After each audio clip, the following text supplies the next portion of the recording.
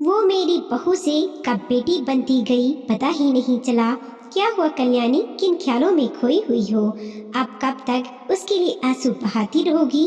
वो भी कहाँ तुम्हें छोड़कर जाना चाहती थी। तुमने ही जिद किया तो वो गई, नहीं तो वह हमारे साथ हमारे पास होती। सुदर्शन जी अपनी पत्नी को समझाते हुए कह रहे थे। कैसे दिल को समझाऊं, पता नहीं मैं कौन सी घड़ी में उसे जाने को बोल दी। अब बैठकर आंसू बहा रही हूँ। मैं तो अच्छी माँ कहलाने लायक ही नहीं हूँ जी। कहते हुए कल्याणी फपक फपक कर रो पड़ी। अच्छा, तुमने बिहान को देखा भी है? उसकी क्या हालत है? चलो उसके पास, उसे अभी हमारी जरूरत होगी। कहकर दोनों बिहान के कमरे में आ गए। खिड़की से दूर टकटकी लगाए आसमान को निहारते अपने आंखों से बहते आंसुओं को झरझर बहने दे रहा था बेटा। जैसे ही कल्याणी जी ने बिहान के कंधे पर हाथ रखा, वो वहां से चिपक कर जोर जोर से रोने लगा। बेटा, मुझे माफ कर दे, जो हुआ मेरी वजह से हुआ। ना मैं नतीसा को जाने को कहती, ना ये दुर्घटना होती, ना वो हम सबको यूं छोड़कर चली जाती। ये कहते हुए कल्याणी जी की आवाज रुधाने लगी और वो बेहोश हो गई। अपनी माँ की ऐसी दशा देख बिहान अपने गम भूल गया और लगा माँ को संभालने। बेटा, वो उसके कलेजे का टुकड़ा थी। उसका जाना, जहाँ तेरी दुनिया उजड़ गई, उसके लिए तो मानो पूरी दुनिया ही उसमें बसी थी। इसकी ऐसी हालत देख समझ नहीं आता मैं क्या करूं। सुदर्शन जी कल्याणी की तरफ इशारा करते हुए बोले। पापा, मैं जानता हूँ नितीशा के बिना हम सब अधूरे हैं, पर अभी माँ को संभालना बहुत जरूरी है। मैं ऐसा करता हूँ, कुछ दिनों के लिए बुआ को यहाँ बुला लेता हूँ। वो आ जाएंगी तो शायद माँ को संभाल सके। बिहान ने कहा, जैसा तुम ठीक समझो। एक हाथ सिर पर रखे दूसरे हाथ से पत्नी के सिर को सहलाते हुए सुदर्शन जी बोले। अगले दिन बुआ जी घर आ गई। कल्याणी जी की हालत बदतर होती जा रही थी। वो खाना पीना छोड़कर बस नितीशा को याद करती रहती थी। ये देखकर बिहान की बुआ कला को बहुत आश्चर्य हो रहा था। कोई बहू के लिए भी इतना दुखी होता है? कल्याणी, तू इतना करे है, वो भी बहू की खातिर।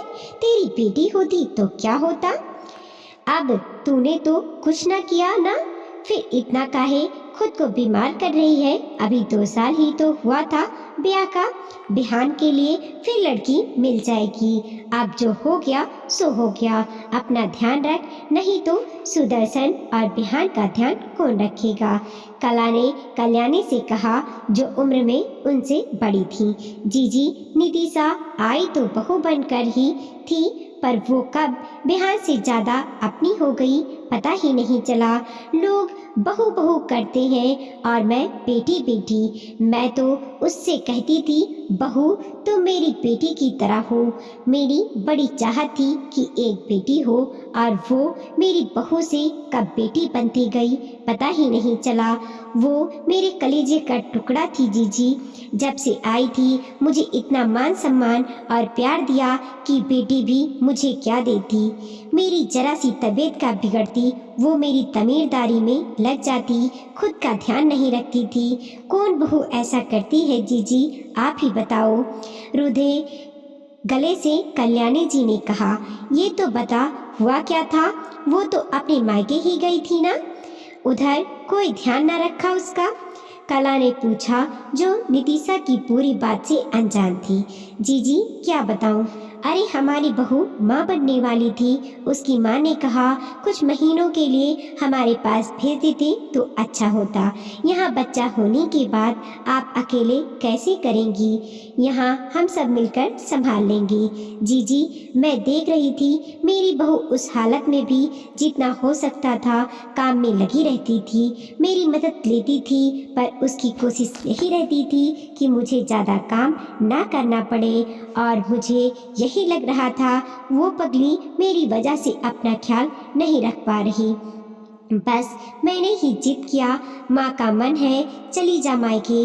जीजी, वो हमें छोड़कर जाना नहीं चाहती थी, पर मेरे बहुत कहने पर वो जाने को राजी हुई। उसका भाई लेने आया था जीजी। जिस कार से आया था उस कार का हाईवे पर एक बड़ी गाड़ी से टक्कर हो गया। भाई को चोटें आई पर वो बच गया, पर मेरी नितिशा हमारे घर के चिराग के साथ ही चली गई। ना मैं जाने को कहती ना ये हादसा होता। इतना कहते कहते कल्याणी जी दहाड़े मारकर रोने लगी। अरे कल्याणी, तेरी इसमें क्या गलती? तूने तो बहू के भले के लिए ही सोचा था। अब भगवान की मर्जी के आगे किसकी चली है?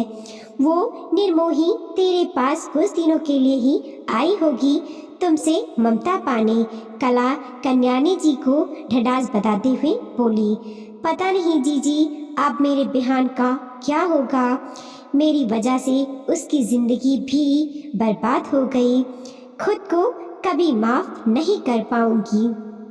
कल्याणी जी अभी भी रो रही थी। सुन, कुछ दिन तो खुद को संभाल और बिहान को भी। मैं कोई अच्छा रिश्ता देखकर तुम्हें बताऊंगी। अभी बिहान को संभलने का मौका दो। उसे भी नितिशा को भुलाना आसान नहीं होगा, पर जिंदगी जीने के लिए आगे बढ़ना भी जरूरी है। यादों के सहारे जिंदगी कट सकती है, जी नहीं जाती है। कला ने समझाते हुए कहा। कल्याणी के लिए अपनी बहू को भुला पाना बहुत ही मुश्किल था, क्योंकि जो इंसान एक बार दिल में जगह बना ले फिर दूसरे को वही जगह देना थोड़ा मुश्किल होता है। पर अपने बेटे का भविष्य देख उसने दृष्टि नाम की लड़की से उसका ब्याह करवा दिया, जिसका पहला पति उसे इसलिए छोड़कर गया था क्योंकि वो किसी और को चाहता था। परिवार की मजबूरी ने दृष्टि को उसके गले बांध दिया था। दृष्टि ने उसे अपनी मर्जी से छोड़ दिया था। दृष्टि को बिहान और कल्याणी जी के नितिशा के साथ रिश्ते की बात बता दी गई थी। दृष्टि जो खुद एक शादी का दुख देख रही थी, उसने इस परिवार में नितिशा की भरपाई करने की पूरी कोशिश की। कल्याणी जी की किस्मत अच्छी थी कि दृष्टि ने भी उन्हें पूरा मान सम्मान दिया, पर कल्याणी जी अभी भी नितिशा को भुला नहीं पाई। आखिर अपने कलेजे के टुकड़े को भुलाना इतना आसान कहाँ होता है। वो आई तो बहू बनकर थी, पर कल्याणी जी की बेटी बनकर गई थी। वीडियो को लाइक कीजिए, कमेंट कीजिए और अपने दोस्तों के साथ जरूर शेयर कीजिए। चैनल पे नए हैं प्लीज़ सब्सक्राइब कीजिए और देखते रहिए मोटिवेशनल स्टोरी। मिलते हैं और एक नई कहानी के साथ।